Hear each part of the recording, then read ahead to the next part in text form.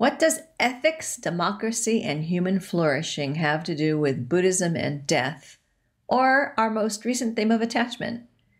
Remember, we cling to certain ideas and push others away. We sometimes kill relationships over our different perspectives on moving forward with democracy. Talk about suffering. Listen and consider what other connections to death, impermanence, and attachment can you find. Hi, it's Margaret Maloney, and welcome to Season 3 of the Death Dhamma Podcast. I'm so glad you're here, and I'm so appreciative that you are part of my community. And yet, I seek not to be attached to the idea of the podcast or even to the idea of our community. And that's our topic this season: attachment, clinging, and aversion. What happens when we really want something? What happens when we really don't want something? And what does it do to our suffering and dissatisfaction? Let's dive in and find out a little bit more with today's episode. Hello, my friend. Prepare to embark on a journey of self-reflection and contemplation as you listen to this thought-provoking episode. Dr. Seth Zuihō Segall calls for an ethical reset, and his exploration of the intertwining nature of ethics, democracy, and human flourishing will leave you with a fresh perspective on the world around you. Welcome to a special episode of the Death Dhamma Podcast. It's one of our in-between season episodes. And today, and I think this is his third visit with us, Dr. Seth Zuihō Segall. And he is, because he's very generous with his time. And he has recently released, I'm going to say, another book, because he is well-published. He comes from a background in clinical psychology. He's a Zen Buddhist priest. He is an editor with Tricycle. And like I said, he's well published. And the book that I want to mention specifically before I mention this one is his book on Flourishing, a Modern Western Perspective from 2020. And today we're going to actually talk about his new book, The House We Live In, Virtue, Wisdom, and Pluralism. And I feel like that's very deeply connected to the Flourishing book, and that's why I mentioned that. But like I said, Dr. Segall is really well published and has many books that are more than worthy of your time. And so on that note, I want to say welcome and see if you would like to add something to that brief introduction. I wouldn't dare add anything to it. It's perfect. Thank you. Oh, you're so kind. Also, by the way, he's like one of the kindest people and one of the easiest people to speak to. So as we get going, one of the things that, I was kind of curious about was, what was your inspiration behind pulling this book together? I guess there were like two main sources of inspiration. The first is my kind of shock and dismay after the 2016 election, realizing that the idea of democracy, which I thought most Americans shared, was currently under threat. And I could imagine situations in which we would lose our democratic character as a country. So I wanted to be able to talk about what are the competencies, the kinds of understandings, the kinds of habits and skills that support and allow democracies to flourish and continue. And I wanted to kind of just put in my 2 cents about what I think we need to do if we're going to preserve our way of life, a democratic way of life. And the second thing is that, as you mentioned, my earlier book on Buddhism and human flourishing, a modern Western perspective, in that book I compared the Buddhist view of an ethical life and a good life with the view that Aristotle had of a good life. And I said that both Buddhism and Aristotelianism were virtue ethics approaches to life. And then in the ensuing years, I realized that the Confucian system was yet another approach to looking at flourishing and virtue and wisdom, and that the three of them overlapped in significant ways. They were in some ways saying much the same thing. And so I wanted to look at these three ancient approaches to understanding flourishing and virtue that grew up in totally different cultures and totally different eras. And I wanted to say, what do they share in common that we can borrow from them to construct a kind of modern ethics that we can live with today that's suitable for our times? So those were the two main impetuses for the book. I see that. And here we sit in 2023 thinking that maybe we would have been closer to having that threat to our democracy resolved. And yet, based on, and I try so hard to be very careful selectively about what I read and see, but I think it's still important to stay informed. It's still a threat. I feel like we are still at risk. And, so here we are. And so definitely. And really, it's always at risk. I mean, I guess that's a good point, right? I mean, Athens survived for a while as a democracy, and then it collapsed. Okay, I mean, the Roman Empire existed as a republic for a while, and then became an empire instead. And I mean, during the Civil War, democracy was threatened. During McCarthyism, democracy was threatened. I mean, there's always a constant renewed threat to it, and there's always a kind of way that we have to renew our commitment to it. It's like a long-term relationship. We have to keep renewing our commitment to it every day. That's right. Yeah. If that's what we want. And I think maybe the challenges that we're seeing or we're wondering is you and I might know what we want, but do we of the United States, do we all want the same thing? And I would say at this point, the answer is no, we don't. No, we don't.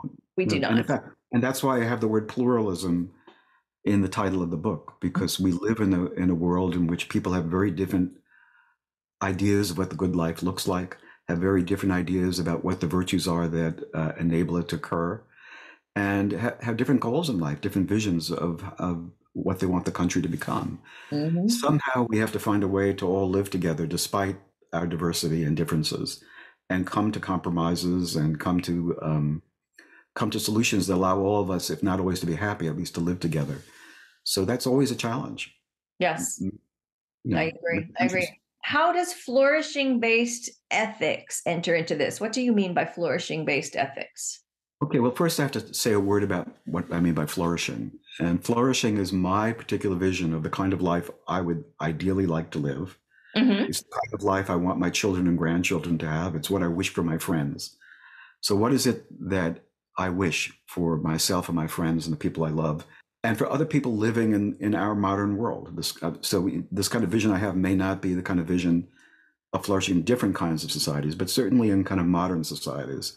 What is that vision like? And for me, it means a couple of things. One is I want my life to be emotionally satisfying. Mm-hmm. I want it to be meaningful.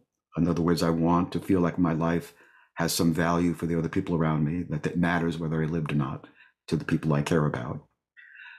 It means I want to be somewhat competent at a variety of things that I care about. I want to be able to have some accomplishments in life.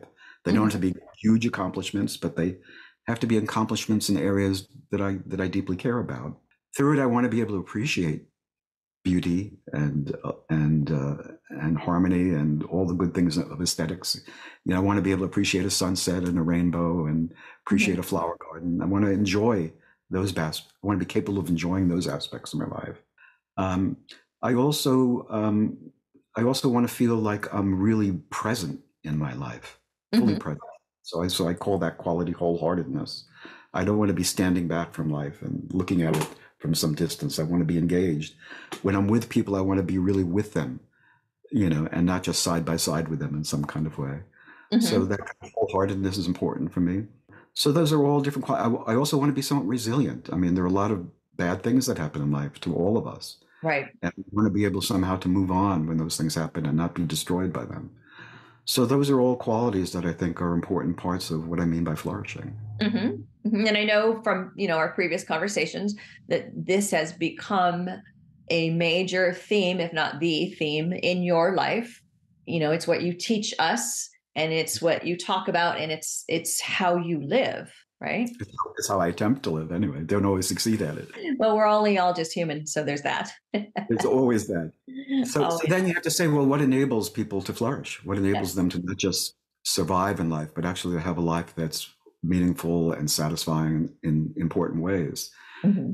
And I think that the classical virtues and classical ideas of wisdom are very important to that. And that's one thing that all the ancients, Aristotle, the Buddha, and Confucius all agreed on, is that there are certain virtues and certain kinds of wisdom that enhance one's ability to live that kind of life. So Aristotle would say that, an ideal life is in fact a virtuous and wise life. Okay.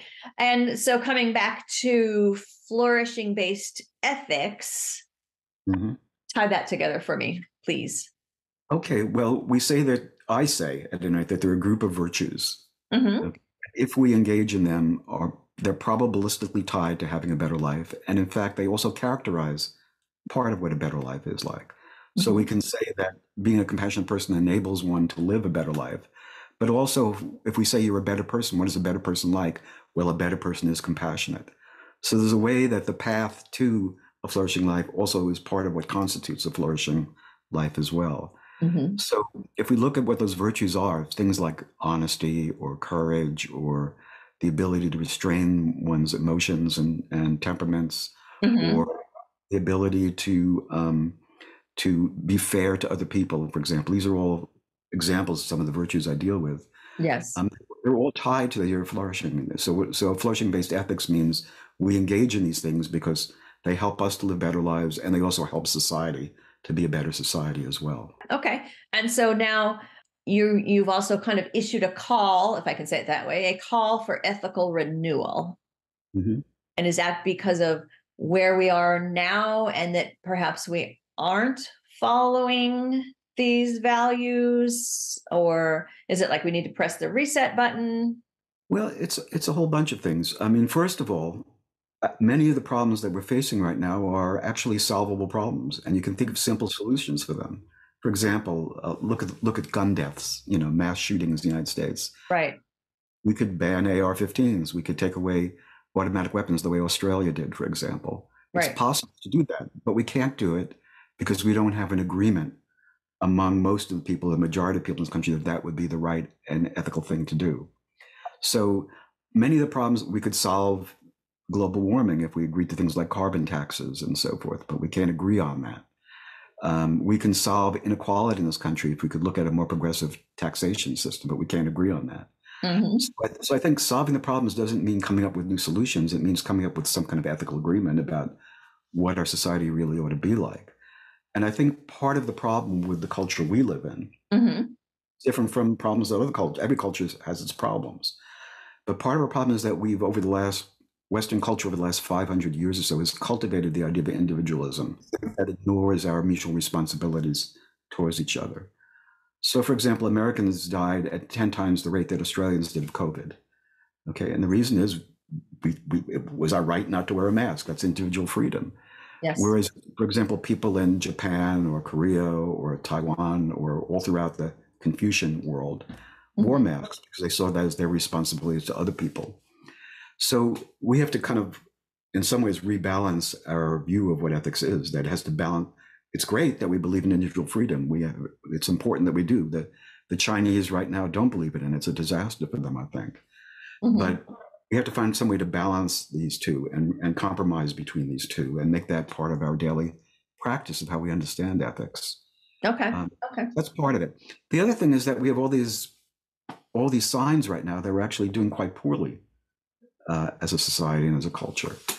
So, for example, we look at the rate of depression, anxiety, and loneliness in young people today. It's extraordinary. And it keeps on increasing year by year by year. Oh my gosh. And I'm just going to interject. And the fact that, is it in New York that we've appointed somebody in charge of the loneliness?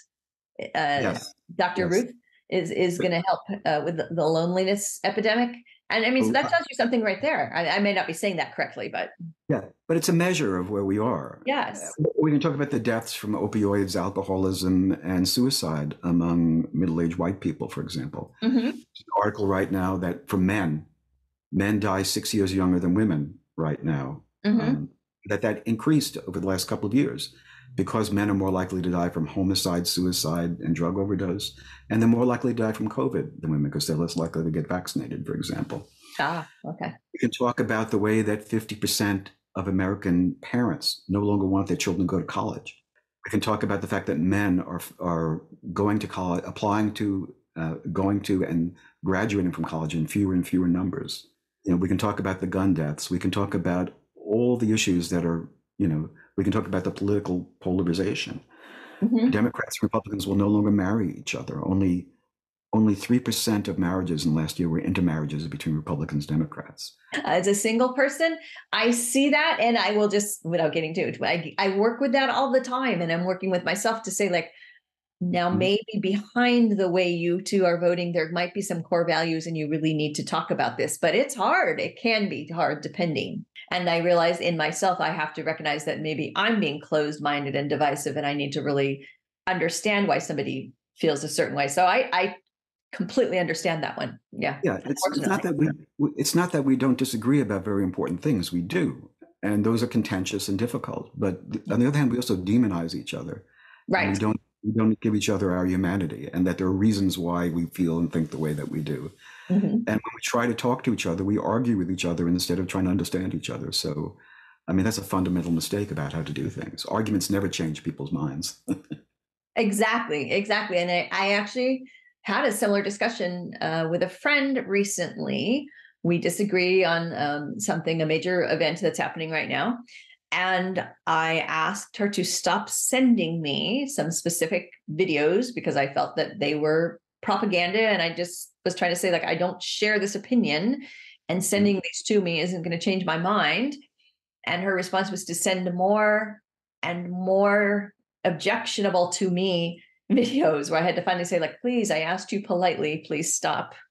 And so it's difficult. It's difficult. Yeah. So I know that there's nothing that, for example, a Donald Trump supporter could say to me that would make me change my mind about Donald Trump and think he's a really fine human being.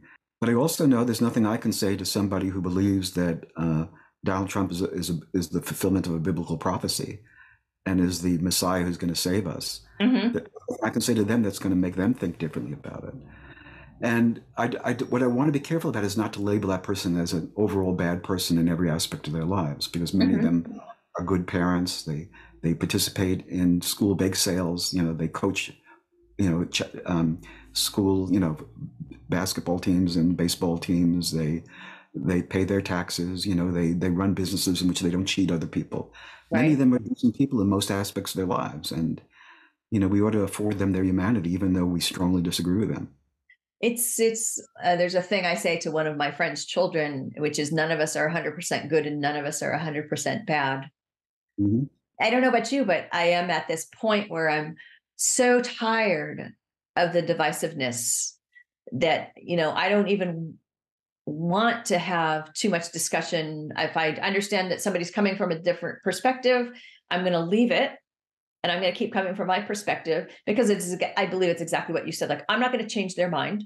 They're not going to change mine. And in that act of trying to convince each other, we're probably just going to alienate one another. And is that necessary? Is it necessary? Is it necessary? And if you want to have a conversation with someone from, in quotes, the other side, then the first question is to assess, do you both really want to have that conversation? In other words, are we both willing to hear each other out all the way and not try to convince each other, but just explain the reasons why we feel and think the way we do? Yes. Just so that we can gain that kind of perspective. If someone is genuinely interested in engaging in that and sharing that, then let's go ahead and have that conversation. If they're not, if they're only into this to bully you or to belittle you or to score points, then there's no point in having that conversation. That's not a conversation. Which is true, really, putting this aside, which is true in relationships, friendships, romantic partnerships, business partnerships. If we listen to really understand, as opposed to listen so that I can score a debate point, it's so important to listen to understand and not try to score that debate point. And to understand and that it's natural that we don't all agree on things. The real question is, can we settle these differences in ways that don't involve killing each other? Yes. And we've had all kinds of issues in the past that have been very divisive that we've solved. Women were given the right to vote, and it didn't mean killing anyone to accomplish that, even though a country had to change its mind about that. Right. The whole country, most of the countries, 70% of the countries, accept the idea that homosexuals have a right to exist and live and not be persecuted in the world. They have rights that need to be protected.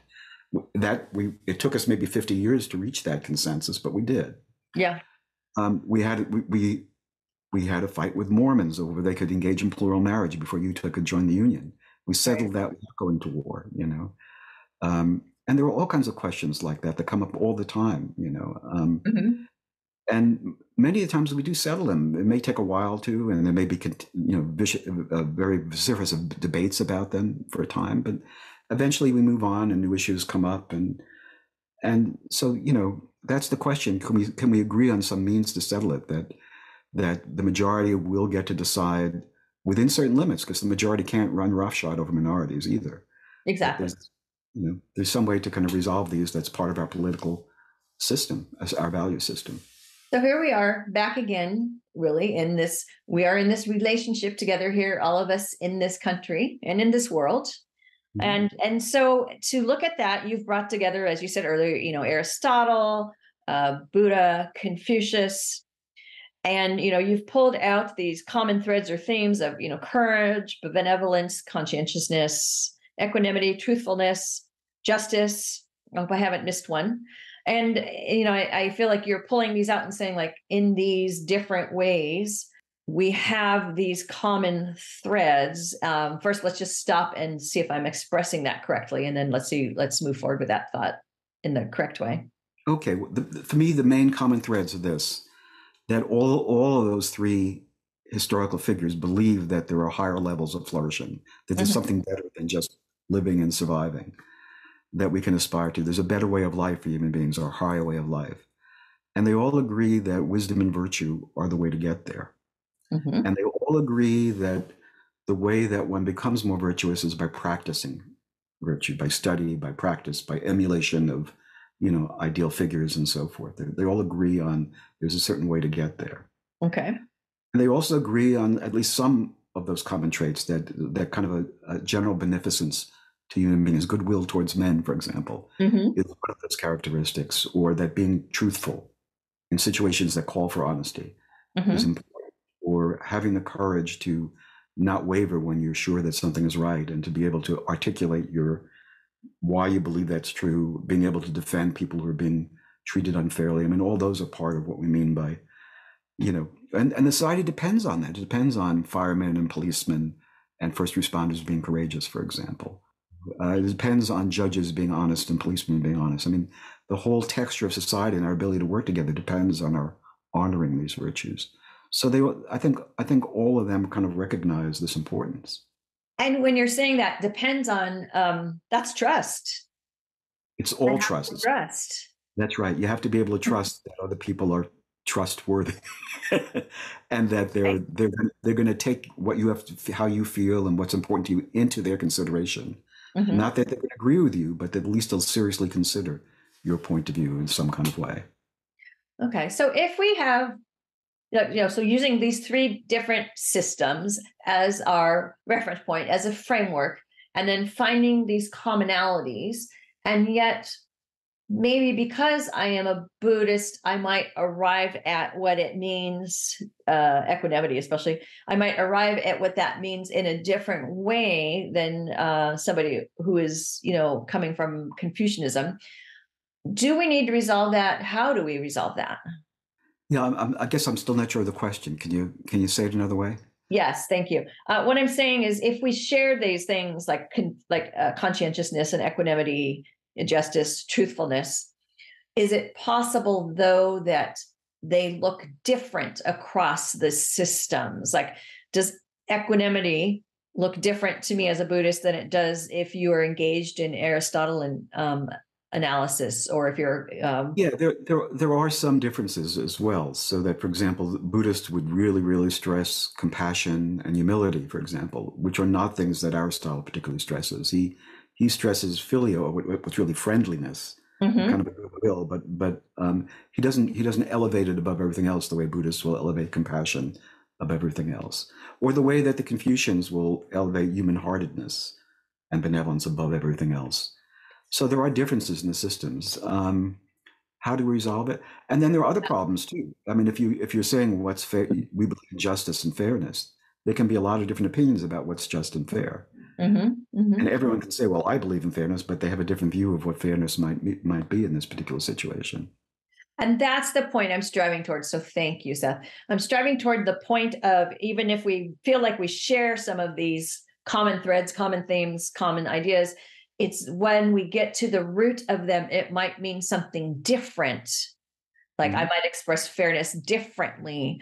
And so how do we work with that? How do we work with that?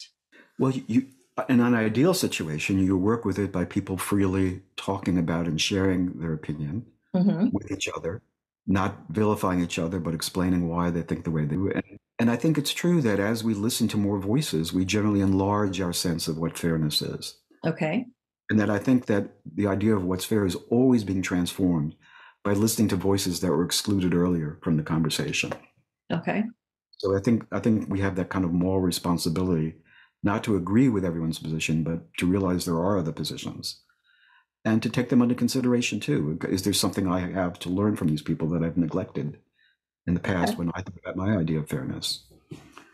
And I feel like we've been discussing this all along, but just to kind of bring it back to the discussion again. So how do we move forward with this divisiveness with our friends and families and coworkers? And is there ever a point where we draw a line and stay away from those with whom we can't seem to find common ground? Well, again, I think it's whether that those people that we can't find common ground, whether we can at least agree that we're both human and allow ourselves our differences. For example, in the northeast of this country, we have a lot of people who are Amish people. They don't believe in driving motor cars. They drive horse and buggies. Okay. They have a different view of what a good life is than I have. I don't want a horse. I want a motor car. Yeah, right. The thing is, we allow each other to have our different opinions. We don't insist that the Amish drive motor cars, and the Amish don't insist that I drive, horse and buggy. We find some way to live side by side. Or in New York, where I live, there are large ultra-Orthodox Hasidic, religious communities. They have a very different view about what the good life is than I have. I mean, I believe in things like science and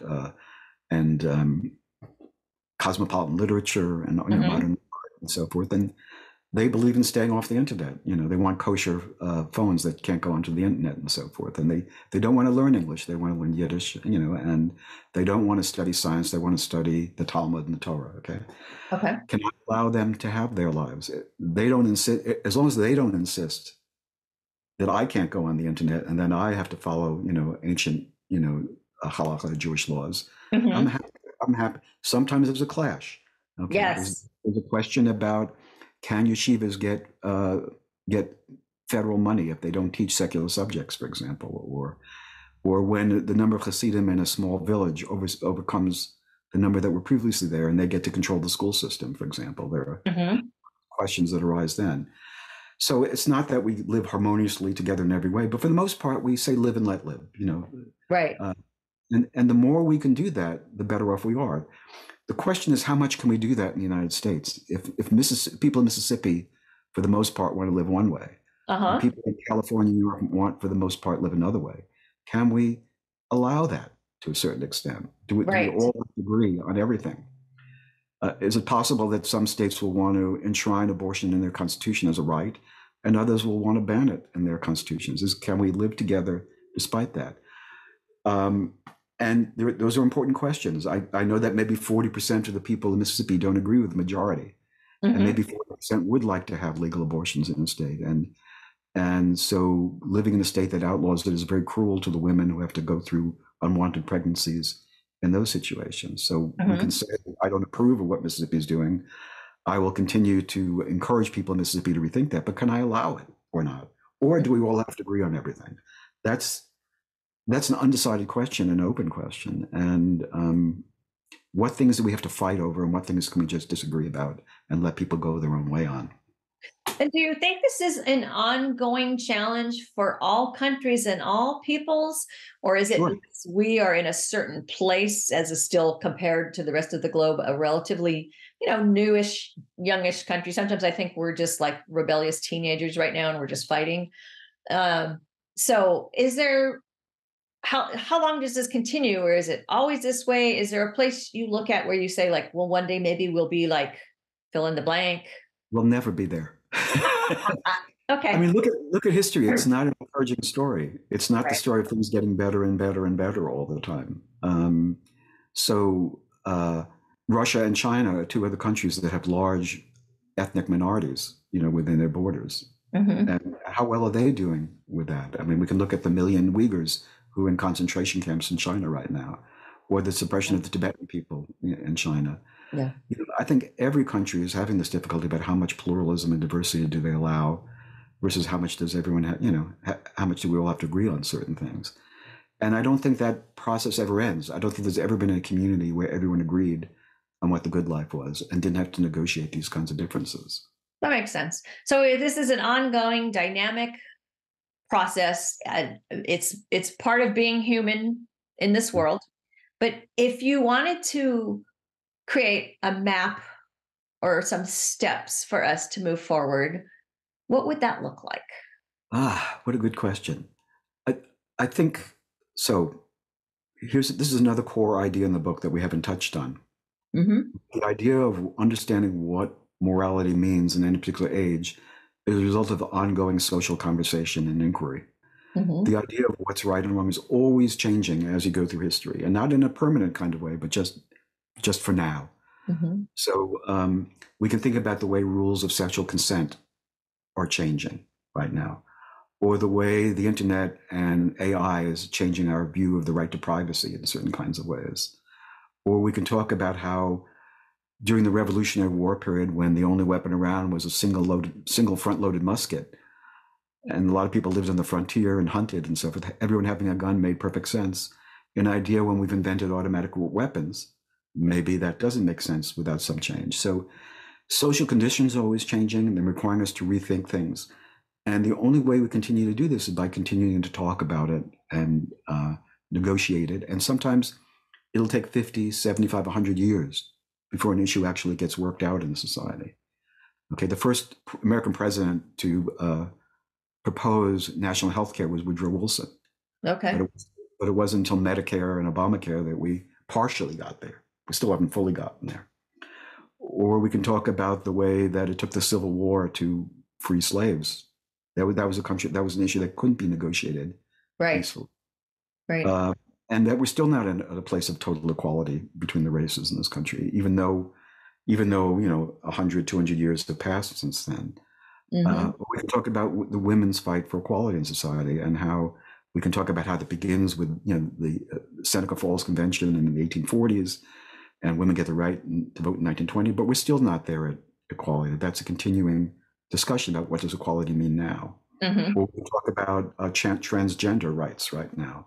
Mm-hmm. And how we're going through a major change in terms of how do people feel and think about that. And we can talk about the demographic change that the country is going through right now. I was reading an article on Texas that pointed out that English-speaking whites are now a minority in Texas.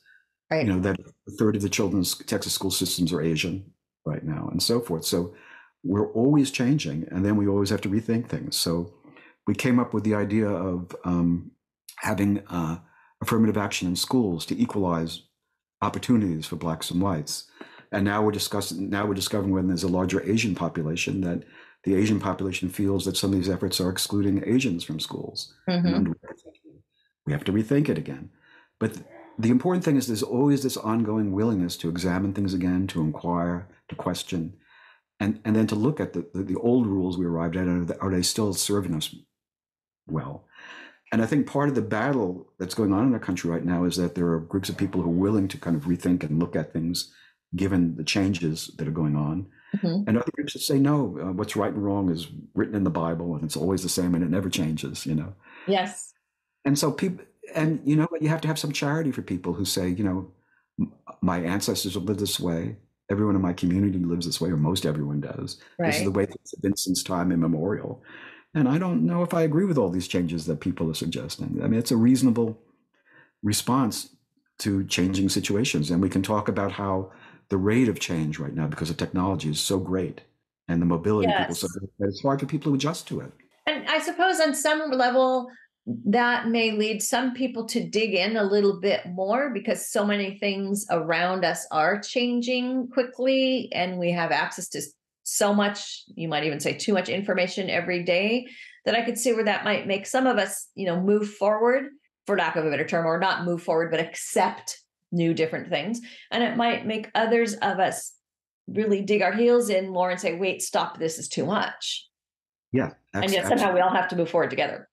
Well, we don't all move forward together. We move forward haltingly, sometimes 2 steps forward, sometimes 1 step back, but that's history, and what do we gain by chastising people who are holding on to their old ways, by calling them all kinds of names? You're a white supremacist, you're a racist, you're a homophobe, you're a religious fanatic.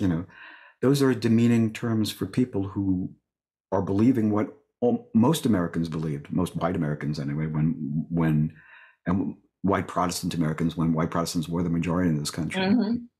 They're holding on to an old way of life, and I think we ought to have some charity for that, wanting to hold on to something in the way. We can't allow that to determine where we end up in the end, but we can have some charity for it. And the compassion, there's that compassion. Mm-hmm. Now, we have touched on just the tip of the iceberg, I feel like, in the ideas in your book. And perhaps there are some other things that I haven't asked you about that you would like to make sure that we share or that you discuss. And I would like to give you that opportunity. Well, yeah, I think I also want to respond to this whole movement, both on the left and right, to create safe spaces or to ban certain kinds of topics from conversation or to ostracize people who have certain points of view. Mm-hmm. And that I think that we have to take a more reasonable approach to things, that most of the things that we believe, people in the future will look back at us and say, how did they believe that? I get that. Sure. And we're probably wrong about a lot of things we believe, but that doesn't make us evil or despicable people because we're wrong. Okay. Most people get a lot of things wrong. I mean, that's what being human, and to err is human, right? Mm-hmm. I think we have to have some charity for other people, that we have to allow a space for the fact that people might have said something 15, 20, 30 years ago somewhere in something they wrote or something that we wouldn't approve of today. Right. I can think about what I was like as a teenager, as a pre-adolescent, and the kinds of humor that we shared in our peer group. Oh, right. I can look back to it, jokes I told and go, oh, face palm. That's right. So we can think about all the homophobic jokes, or remember the Polish jokes where there was a certain age in the. My dad and his best friend used to trade Polish jokes, and I didn't understand why they were supposed to be funny, and now I don't understand why they did it. But yes. No, but there's we're all prisoners of our time to a certain degree, and I think we got to be careful about outing people or. I think that all of the great people who have contributed to Western culture, most of them were horrible people in a lot of ways. Richard Wagner wrote these great operas, and he's despicable anti-Semite. Philip Roth is maybe one of the greatest writers of the 20th century, but he had retrograde views about women and so forth. Pablo Picasso was a great artist, but he treated the women in his life terribly. Mm-hmm. We can like Gauguin's paintings and realize that he was having sex with teenagers in Polynesia, So Woody Allen can make a movie we still think is funny, and yet we can worry about the kinds of relationships he's had within his family, right. And some of the ways he feels about things. Why isn't it, with all our friends, with all my friends, and all my loved ones, there are things I think are great about them, and there are things ways they could improve, Why can't we have the same view about the people who contribute to our culture too? That they can be right in some ways and wrong in others. That Thomas Jefferson contributed something great when he wrote the Declaration of Independence, and he was a slaveholder. Yes. Why do we have to feel one way about people? Why do we have to cancel? Why do we have to do this cancel culture thing? One of my friends' children recently was expressing that she had to cancel her favorite singer now because they don't agree about something. And I'm like, no, you like her for her music. Yeah. You don't need to care about her political views, do you? Well, you don't have to agree with a song. You like a song, right? Yeah. So I think that's a whole quality of there's a kind of a purist quality in our culture that you have to be cleansed of all sins, all your past statements and actions and current statements and actions, or else you're not worthy to be, taken seriously as an artist or as a human being. And I think I think we have to move away from this kind of Puritanism. I'll call it that. Okay. Because that goes back to, again, none of us is 100% good and none of us are 100% bad. Yeah. And when I look at all of my cultural heroes, people, they weren't all that great in everything they did. We can talk about Martin Luther King's affairs, or we can talk Right. about Mohandas Gandhi and how he failed to kind of really step in protecting the Muslim population during the time of the partition. And you can go down every great person in history and find things that they didn't right. Frederick Douglass, who is one of my really great heroes. I read a long biography of him recently, and I read all his speeches and his autobiography. What an amazing, probably one of the most amazing people in the 19th century. And yet he talked about how American Indians could never get citizenship here. They weren't like blacks. They weren't civilized, No, we're all prisoners of our time. We're all right and wrong about some things. And there's no one who, to say this isn't to say that our idols have feet of clay. It's to say we're all human. Right. Why do we expect more? We encourage people to rise up and be better, but to expect them to do so is a bar too high for ourselves or for anyone else. Exactly. Thank you so much, because why should I expect someone to be able to be better at being human than I am? And do I really think that I'm that great, that I'm that perfect? Because I think, I have to really let go of my ego and go, no, you're not. I'm not perfect in every encounter, and I'm not going to be. And you're right. And so why do I expect everyone else to be, or why would I expect that? What other thought would you like to leave us with? I also wanted to, there's a book on ancient Chinese culture by a scholar who is also, I think in some ways a friend of mine, although we've never met personally, by the name of Tao Jiang. But he was writing about all the different philosophies back during what's called the Warring States age in China.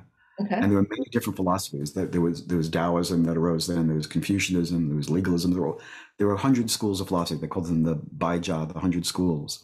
And he says that if you look at all those schools, they're really in conversation with each other about the same problem. Almost all of them are. It's this. It has to do with what we mean by what is the group of people we really care about? Who do we really want to be fair to, need to be fair to? And what they say is that, well, what I conclude is that there's a natural tendency to say, there's my group, my family, my loved ones, my friends, my tribe, my profession, all the things we identify with. These are my people, Yes, yes. And it's natural to kind of extend a natural goodwill to everyone within your group. And then there's everybody else in society.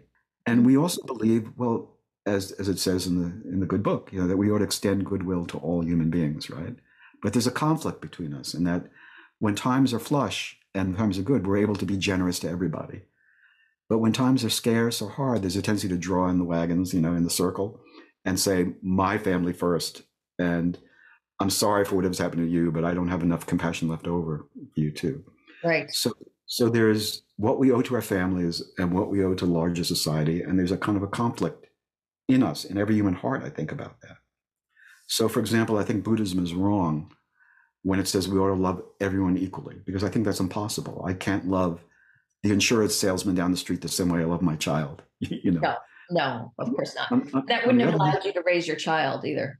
And so we're going to love certain people more than others just because we see them every day and they're in our lives and they do good things for us. And we just naturally care about them more, biologically almost, And then there are these other people that we realize we have certain responsibilities to too, but it doesn't come quite as naturally.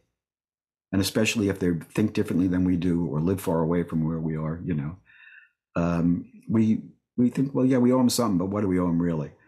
So the Confucians talked about how it's our job. Yes, you love your family first, and love is born within the family, but that we have to learn, the word they used was extend. You have to learn to extend the way you feel a family to other people as well. And that's a hard thing to do. It doesn't come 100% naturally to us as human beings. So we have various resources in the different religions to help us with that. There are narratives like the Good Samaritan story, the Good Samaritan, that suggests that we owe things, to other people as well.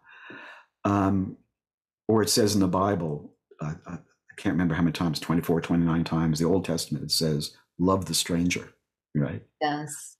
It doesn't say love your neighbor. It says love the stranger. The New Testament says love your neighbor, but the question is whether we're able to do that. We're able to make that move from a kind of universal caring and responsibility for everyone, from our partial caring for those who are members of our in-group. And that's, I think that's behind so many of the difficulties we have, is how hard it is sometimes to extend that goodwill to people who seem outside our ego boundary, who seem different in some kind of way, because they have a different religion or a different ethnicity or different color or different political belief. But I think that's always our struggle. Can we extend goodwill and fairness? Yeah. And that includes, the group say it's very hard to. It's hard to extend it, for example, to people in prisons, And yet that's one of the great scandals of our culture, that we don't consider prisoners as having individual dignity that has to be respected, Well, I've seen that. I will say quickly that I volunteer with a group where we do go and do some meditation in prison. And it's interesting who will support this nonprofit and who will not. And some people will not because they don't believe it's a worthy enough cause, or that it's even, and I am talking about some other Buddhist perspectives, that it's not worthy of trying to help someone who has bad karma. It's an interesting. And yet, aren't the people with bad karma the people who need the most help? Right? Yes, exactly. I just want to thank you so much for being here again on the Death Dhamma podcast. And I'm always appreciative, and I always learn from speaking to you. And I know that others do too. And thank you so much. And the book, everyone, The House We Live In, Virtue, Wisdom, and Pluralism, which has lots of great wisdom and food for thought and help, I think help in a time of divisiveness, and some ideas on how to move forward and how to keep moving on. Thank you. Thanks so much for having me. It's a pleasure to share these ideas with you and your audience.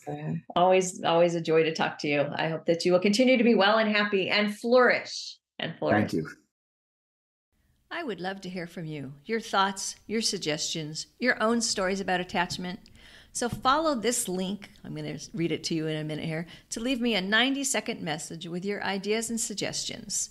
You can go to https://www.speakpipe.com/death_Dhamma_podcast. I suppose you could also just use your favorite search engine to say SpeakPipe Death Dhamma Podcast. And there you can record an audio message for me. And be sure to come over to margaretmaloney.com. That's MargaretMeloni.com and join the community. You've been listening to the Death Dhamma Podcast with your host, Margaret Maloney. Thank you so much for being here. Come find me on margaretmaloney.com, MargaretMeloni.com. And until we meet again, may you be well, may you be happy, may you be at ease, and may you be free from suffering. Bye for now.